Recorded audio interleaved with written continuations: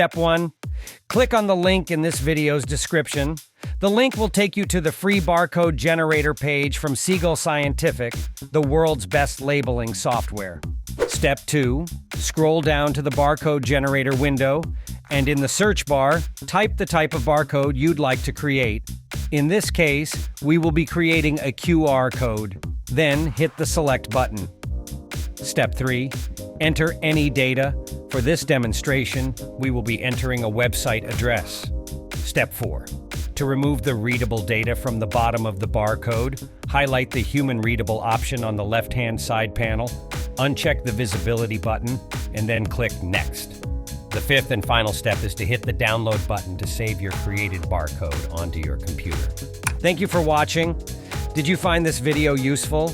Help us out by liking, sharing, and subscribing to our channel. If you need to print barcodes on any label size, contact us for free guidance.